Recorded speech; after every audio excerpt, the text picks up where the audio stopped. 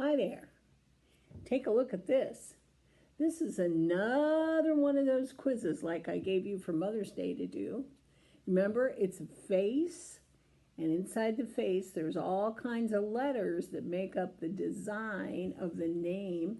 In that case, it was Mother's, but this month it's Father's in the Bible. So what you do is you take a paper and pencil, I think, is the easiest way. Write down all the letters you see in here and then rearrange them until you find a famous or a well-known Bible father. So check it out. It's on Kids Corner on the BethelChapel.com little website. And if you go over there, you'll find the Mother's Day one and you'll find the Father's Day one. And if you want, you can make a list of 1 to 7. I think they both had 7 on them. Bring them in. I'll check them and see if they're right. And you might end up getting a prize if you get them all right. So that's our beginning for Father's Day this time. Then I wanted to do this article, which I thought was really excellent. You know, God puts a lot of qualities in animals and in our culture to make us appreciate who He is and what He does. This is not even a Christian magazine. It is a kids magazine, and you know we use it sometimes for stories about animals and stuff. Let me just kind of try to show you the pictures there. But you can see it's called Daddy and Me, and you can see it's got a picture there of a pretty big guy. It says, in honor of Father's Day, let's meet some animal dads that are the top pups. Well, actually, they're the top pops. While Mom is off hunting, a black-backed jackal dad stays behind and minds the pups. He's a babysitter sometimes. He protects them, he feeds them, and he plays with them when Mom's not there. Does that sound like your dad a lot of times? Take a look at this guy, and look at the teeth on him. And over here he says, "Sing with me, Dad." That's what the pup is saying. But he's quite a fella, isn't he? Let's look at a couple more that I thought were really nifty. Here's one. This is an emperor penguin. You've probably seen those at school in science. It says, the job of an emperor penguin dad is to keep his eggs warm, so he balances them on his feet. After the chick hatches, it stays warm by sitting on Dad's feet. And down here, they're pretending like the little guys are saying, "Daddy, let's snuggle." But actually, it is interesting to see all the way down there, and there's some kind of little clip that if you have the right setup on your computer, you could actually look at a real live video clip of emperor penguin dads taking care of their eggs and their babies. Okay, let's flip the page. It says a jawfish. Now check this guy out. Look at that yellow mouth and those big jaws. A jawfish dad carries his mate's eggs in his mouth. He keeps the eggs safe until they're ready to hatch. So, what do you have in your mouth, Dad? I have a bunch of kids in there. I have my eggs, my mate's eggs that are going to be the new baby fish. Then it says, down here it says, "Climb higher, Dad." And you can see this is Dad. And these two little guys are kids. It says, a cotton-topped tamarin dad babysits while Mom is away. The twins cling to Dad's back as he moves through the treetops. And you take a look. See down here? We got Dad. We got 2 babies. He's climbing through the treetops, and they get a free ride as he takes care of them. Well, let's see. It looks to me like one of Dad's jobs is to take care of his kids, huh? Yep, that's God's plan, that's for sure. Here's another couple to look at. We'll give you a couple pictures there to see. Hopefully I can get them on the screen. It says, a Darwin frog's dad slurps up tiny tadpoles and carries them inside his throat. After the tadpoles become frogs, Dad spits them out. So there it is. He's got the tadpoles slurped up in his mouth and he spews them out when they become frogs. Now, look at this guy down at the bottom. See this rough stuff on the back that looks like some kind of shell? That is not a shell. It says a giant water bug dad carries his mate's eggs Believe it or not, all of those are the eggs that Mom and Dad Waterbug had.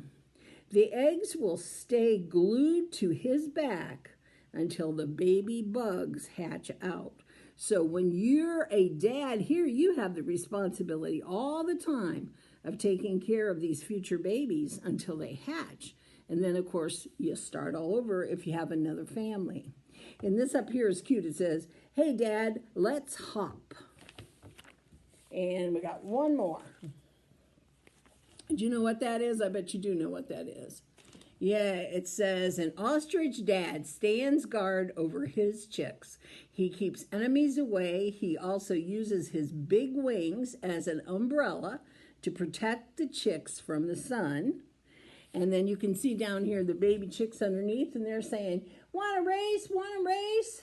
And look at those long legs Dad has. I don't think they're going to beat Dad, are they? It says, "What are some of the things that your dad does for you?" Does your dad do some of the things that these animal dads do for their babies? Oh, I think so. A good dad takes care of his family, and he provides for his family, and he plays with his family, and babysits for his family. God has lots of purposes for good dads, but his main purpose is to be the head of the household. And main purpose that God has for dads is to direct his family in a way that follows God and pleases God. And a wise dad doesn't always make the right decisions, and he doesn't always make the right choices. But a wise dad can see when he's mistaken, and he can listen sometimes to his wife or to other people, and he can make changes in his choices.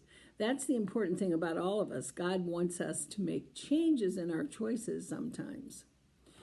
Let me show you, read you a story, or talk about, I guess, and read a story. And this is about a dad that you all know. His name was David, and he was not a perfect dad. He didn't have a perfect dad, but he did have evidently a good dad, and he, as you remember, became King David. And King David became a pretty good king. He made some mistakes, and God had to discipline him. He was not the best dad in the Bible, but he did get lots of things right, and when he got things wrong, he was always pretty quick to confess he was wrong and ask God for help. And sometimes his willingness to listen to others caused him to make better decisions that he would have made on his own. So that's a sign of a truly wise person. When you can listen to others' advice and recognize when you don't know the best thing and follow somebody else's advice or seek God's face to know what he wants you to do. That's good times, and that's good wisdom. This is called Making Peace, and this is the true story that happened to David. It says, "In the desert of Maon lived a rich man by the name of Nabal. Nabal had many sheep, he had many goats, he had many servants, and frankly, he was a rich man. But Nabal was also rude and crude and mean. He was known for treating other people badly. That was his reputation." Now, this story happened before David became king. This is when King Saul is chasing him down, trying to get rid of him. And so David and his men are trying to make a living any way they can and try to keep out of King Saul's way. David and his army had camped over near Nabal's sheep.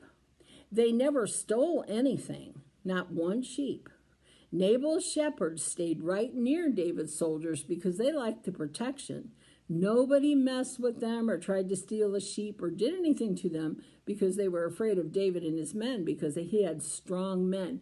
David's army was called David's mighty men for a good reason. One day, David and his men got hungry. David sent 10 men to ask Nabal if he could provide some food for the army. David's men had been being kind to Nabal's shepherds for several years. David thought Nabal would be kind to them this time and give them something to eat. David's men told Nabal how the army had protected Nabal's sheep and taken care of the shepherds, and then they asked him for some food.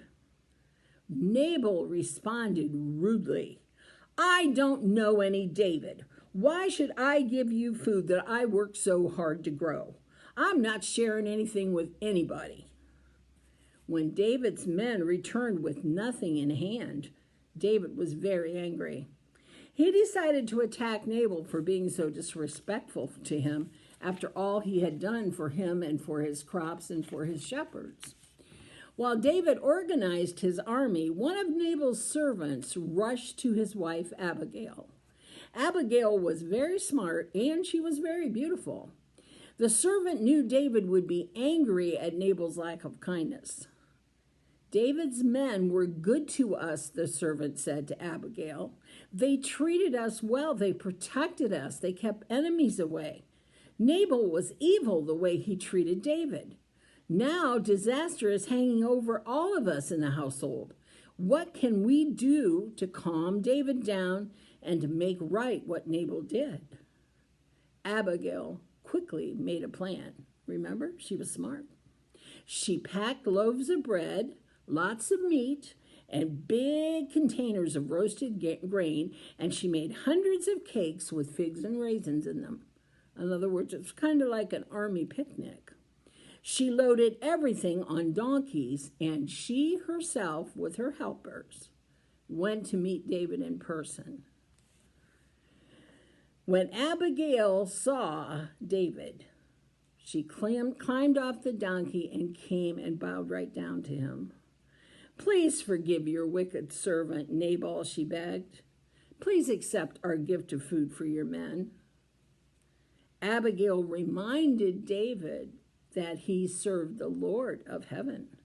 She asked him to keep peace with her and her household. In other words, she said, David, you're right to be angry, but please have mercy like God does. Nabal sometimes is foolish, and we want to make it right.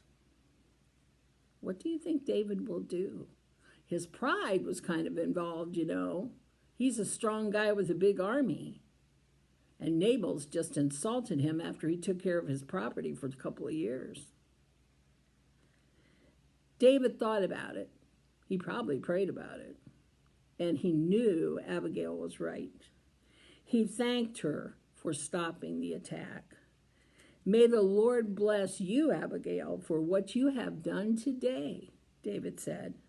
You have shown good sense, and you have saved lives, because surely if we had fought, people would have died on both sides.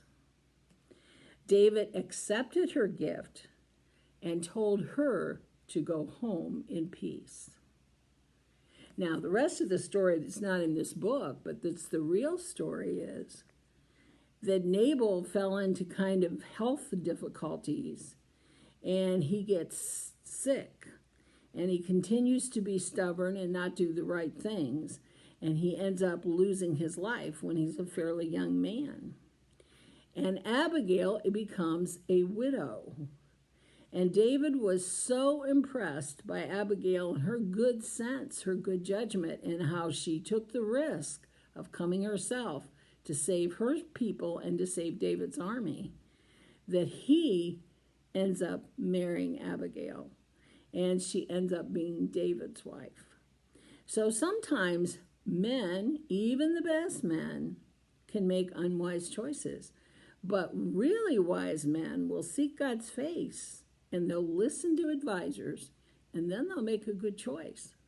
And that's an important thing to know if you're a boy. Just because you're the man of the house doesn't mean that you never listen, because God sometimes wants to tell you through other people some things that you need to know to help things run smoothly.